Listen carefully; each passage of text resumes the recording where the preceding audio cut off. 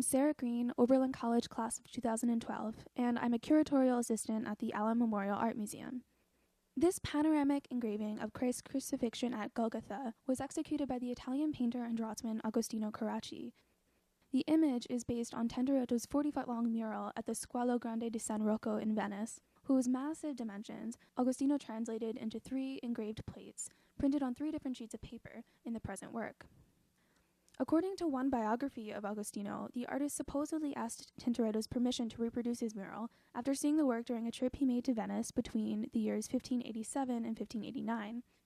Other accounts contradict this claim, suggesting that Augustino worked on the reproduction without consulting Tintoretto. Regardless of the particulars involved in this engraving's production, the finished product is a testament to Augustino's great accomplishment as a reproductive engraver. Augustino made only small changes to Tintoretto's original composition and included most of the original elements from the work. The flurry of soldiers, executioners, and mourners that surround the crucified Christ, the soldier who offers Christ a sponge dipped in vinegar, the mounted figure in the left background who wields a lance with which he would later pierce Christ in the side, and the group of figures in the right foreground who are playing dice for Jesus' clothing.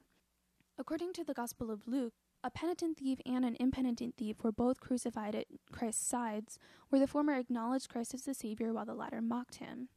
To the penitent thief, Christ promised a place in paradise. Though Tintoretto and Augustino included depictions of both of these figures, they didn't show either thief as mounted on a raised cross as they did Christ. To the left of the image, a group of soldiers are in the process of raising the penitent thief's cross into position, while to the right, the impenitent thief is bound to a cross that still lies horizontally on the ground, as a figure digs a hole for it in the foreground. Viewed simultaneously, these 3 crucifixions allow the viewer to more fully imagine the different stages in the process of Christ's own crucifixion. And with the thief's crosses not yet raised, the figure of Christ remains one of the highest points and the focus of the composition, highlighted by the radiant light that emanates from him, offsetting the dark sky in the background. As in Tintoretto's mural, the taut ropes pulling up the cross of the penitent thief, the ladder on the ground, the gestures of the onlookers, and the upturned gazes of the group of mourning figures immediately below him all direct attention towards the crucified Christ at the center of the image. Though Augustino retained these compositional elements of Tintoretto's mural, his engraving style changes the work's overall effect to some extent. By this point in his engraving career, Augustino had developed an almost formulaic approach to making graphic reproductions of paintings.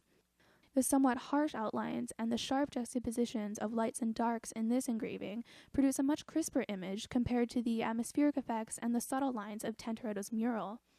Despite the differences between Augustino's reproduction and the original, several different accounts attest to Tintoretto's admiration of this engraving. According to one account, Tintoretto was so impressed by Augustino's rendition of his mural that he even offered to serve as godfather to Augustino's son. In others, Tintoretto supposedly deemed the engraving a match or an improvement to his own work.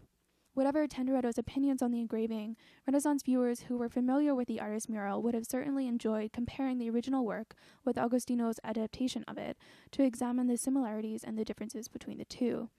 As did viewers of Tintoretto's mural, viewers of this print would have used it as a visual reminder of Christ's suffering and death on the cross.